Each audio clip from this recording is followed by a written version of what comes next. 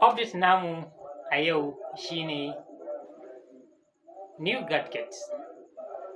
Bari ku ji cikakken bayani akan shi wannan gadget namu. Anchor Work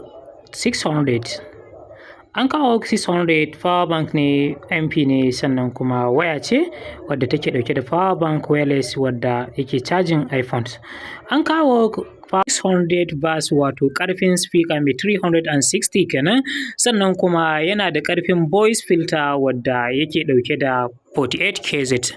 Aƙalla Anchor Work yana da ƙarfin da za ka iya yin voice sannan ka iya recording musamman ga content creator ba tare da wasu hayaniya sun shigo ma na gefe ba.